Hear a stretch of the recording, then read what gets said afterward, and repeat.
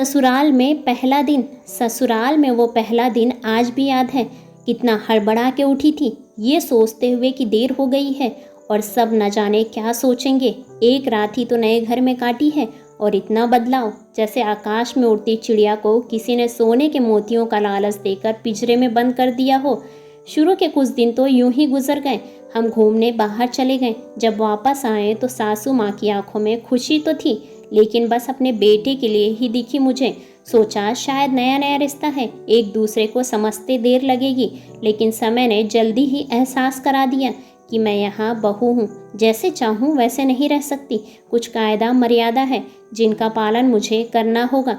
धीरे धीरे बात करना, धीरे से हंसना, सबके खाने के बाद खाना, ये सब आदतें जैसे अपने आप ही आ गई। घर में माँ से कभी कभी ही बात होती थी। धीरे धीरे पीहर की याद सताने लगी। ससुराल में पूछा तो कहा गया अभी नहीं, कुछ दिन बाद। जिस पति ने कुछ दिन पहले ही मेरे माता पिता से ये कहा था कि पास ही तो हैं, कभी भी आ जाएंगे, उनके भी सुर बदले हुए थे। अब धीरे धीरे समझ आ रहा था कि शादी कोई खेल नहीं, इसमें सिर्फ घर नहीं बदलता बल्कि आपका पूरा जीवन ही बदल जाता है। आप कभी भी उठकर अपने पीहर नहीं जा सकते, यहाँ तक कि कभी याद आए तो आपके पीहर वाले भी बिना पूछे नहीं आ सकते।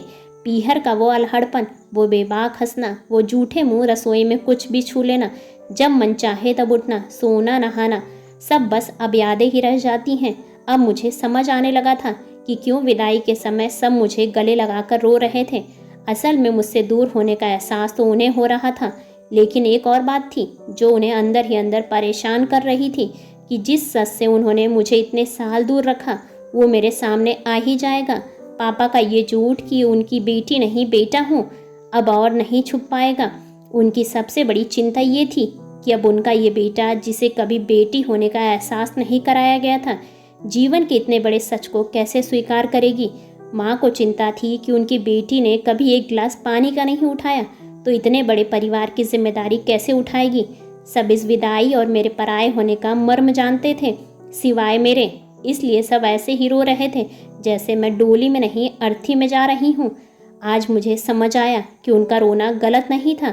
हमारे समाज का नियम ये है, एक बार बेटी डोली में विदा हुई तो फिर वो बस मेहमान ही होती है घर की। फिर कोई चाहे कितना ही क्यों ना कह ले कि ये घर आज भी उसका है, सच तो ये है कि अब वो कभी भी यूं ही अपने उस घर, जिसे मायका कहते हैं, नहीं आ सकती। हजारों समस्याओं और परेशानी आने पर भी उसी को हल करना है, हंसते हुए, गम छुपाते हुए। क्या ये तपस्या से कम नहीं?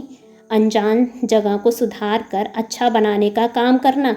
ऐसे ही बेहतरीन वीडियोस पाने के लिए वीडियोस को लाइक और चैनल को सब्सक्राइब करें और अपने विचार कमेंट्स बॉक्स में कमेंट्स करके हमें ज़रूर बताएं। धन्यवाद।